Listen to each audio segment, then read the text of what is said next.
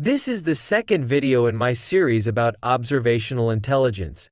Let me define that term for you. The ability to perceive without any bias, without the selective filtering of experiential data, or the blocking of such data, is the measure of one's observational intelligence. In other words, perceiving the world exactly as it is the highest measure of observational intelligence. Perceiving involves the use of all of our senses that have been processed through the brain. Looking plus brain processing equals seeing, hearing plus brain processing equals listening, and so on. There is an old expression that says you can't teach an old dog a new trick. Although that may sound like a simple parable, it has some very profound and counterintuitive implications. As one ages, the norm is that one's collective intelligence generally increases until brain aging takes over. However, there is one intelligence that appears not to behave as the others do. The decline of this intelligence as one ages has profound implications on one's ability to continue to be able to discover. We are talking about observational intelligence. This is the one intelligence that is at a near maximum just after birth. At birth, we can perceive the world without bias, filtering, or outright blocking. We just soak in all experiences with wonder. Being young is marvelous and such an advantage. For example, a review of the historical data for the period 1901 through to 1950, regarding the age at which Nobel Prize winners carried out the research that resulted in the winning of their Nobel Prize, has shown that this is a young person's game. For physicists, the golden average age was 35, and for chemists it was 38. Young scientists such as Albert Einstein and Werner Heisenberg were just 26 when they developed the basis of the research that led to their Nobel Prizes. Erwin Schrödinger was only 23 when he formulated the basis of his famous quantum mechanical equation. Marie Curie had just turned 30 when she embarked on her journey to discover radium. Today, for comparison, the average age of the 9,500 SpaceX employees is 29 years. On the other end of the age spectrum, 70% of NASA engineers are between 40 and 60. Maybe that is one of the contributing reasons that SpaceX is outperforming NASA. The Einsteins and Heisenbergs of that era were able to create new scientific paradigms.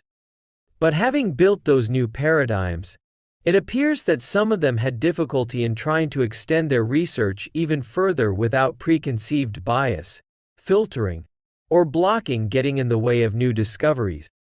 They had become experts within their paradigm and had become reluctant or uncomfortable to leave the paradigm that they had created.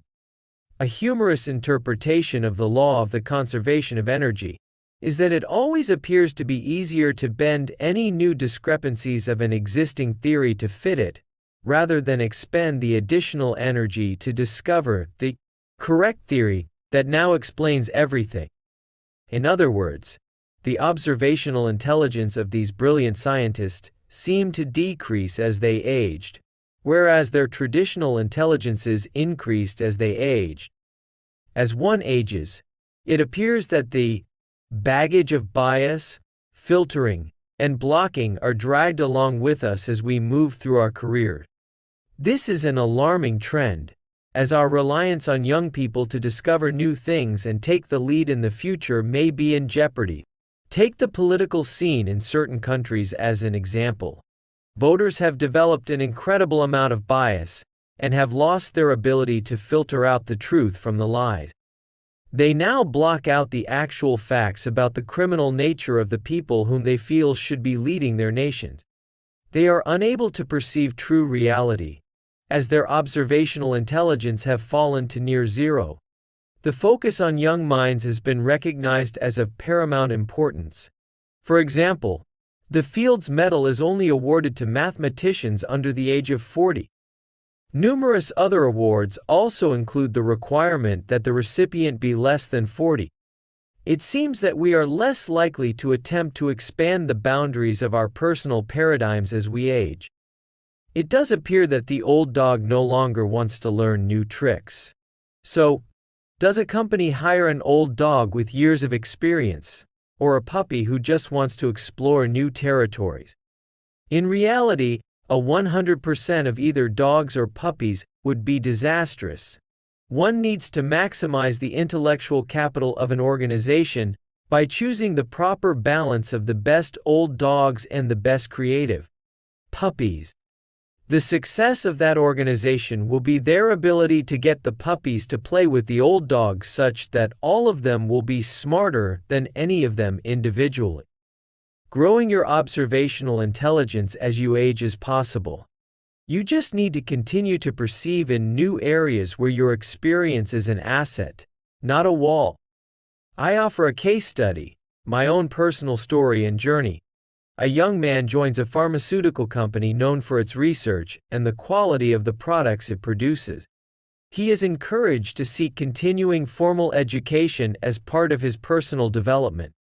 As the company is experiencing some difficulties with an aerosol-based product, he takes a continuing education course at the local university called Aerosol Physics, believing that this will serve two purposes.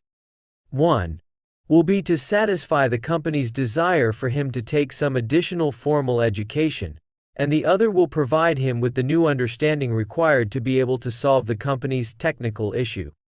What he quickly learned was that the aerosol physics course was the physics of the atmosphere and has nothing to do with aerosols used in commercial products. But he must pass the course in order to get company reimbursement, so he continues with the course. During the night course, from time to time, the professor asked the dozen or so students about their own opinions on the topic. Every time this student expressed his point of view, the entire class and professor seemed locked in contemplation.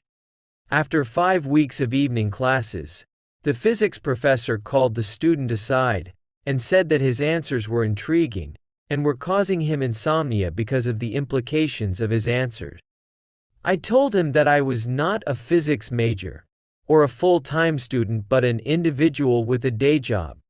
I said that I had a substantial chemistry background and I was just expressing myself from that perspective. He jumped with joy. I can't believe it. I have just caught myself a chemist. Now we can do some real science together. Serendipity. A chemist had just accidentally crash-landed in a field of physics majors. Observational intelligence was about to intervene. The ensuing 7-year collaboration of the young chemist and the older physicist resulted in the young student getting not only a master's degree in chemistry, but a PhD in the field of chemical physics. This research was carried out while he worked, and it had one incredible side effect benefit in that it dramatically increased his observational intelligence. The research never formed the basis of any future career activity. It did, however, develop the power of observational intelligence viewed from a different perspective. Leonardo da Vinci was so prolific because he had the gift of the observational intelligences of a painter, sculptor, mathematician, physiologist, and an engineer to focus on his discovery process. That is why we create teams made from people with divergent observational intelligences. Different personal histories can facilitate the process of developing unique observational intelligences. The student was now 40 years old, and he went on to obtain 6 international patents issued from the United States in areas that were of importance to his company. He had no previous formal education in these areas.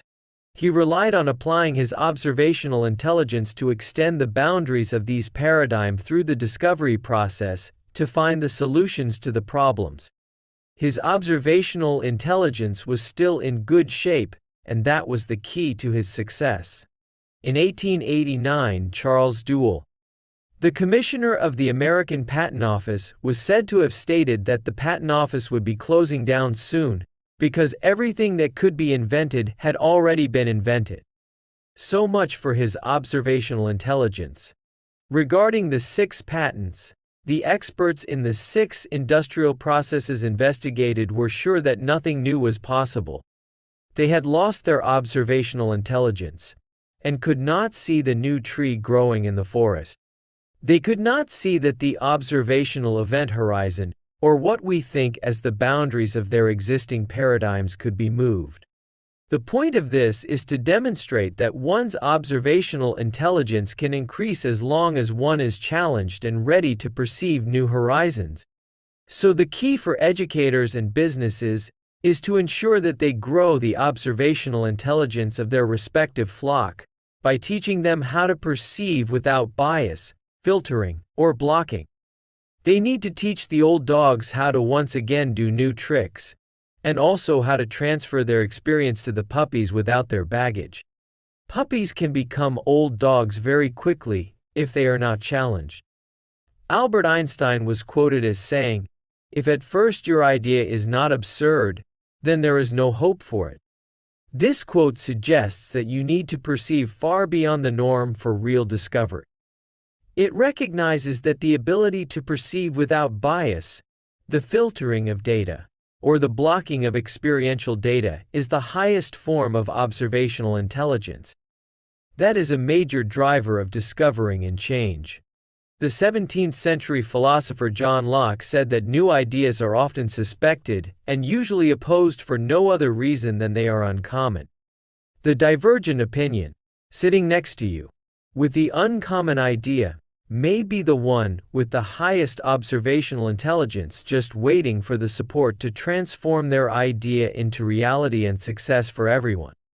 Great historical scientific breakthroughs seem to have been the result of highly developed observational intelligences, rather than the wisdom of a lifetime. Remember the following ideas. Do not continue to do tomorrow what you are doing today because it worked yesterday. Do not continue to do tomorrow what you are doing today, because you will never change or improve what you are doing. Dr. Edward Deming said the best way to predict the future is to create it. Experienced employees will keep your organization running as is, but perceptual employees take it to the next level. You can only do that if you or your organization has a higher degree of observational intelligence than your competitors. Learning to perceive again without bias, data filtering, and data blocking is the key to being able to see how the world really works. If you don't know how it works, then you can't improve it. Those that have the highest observational intelligence will be the leaders. Whom do you wish to be? The choice is simple, but the effort and success you achieve will be up to you.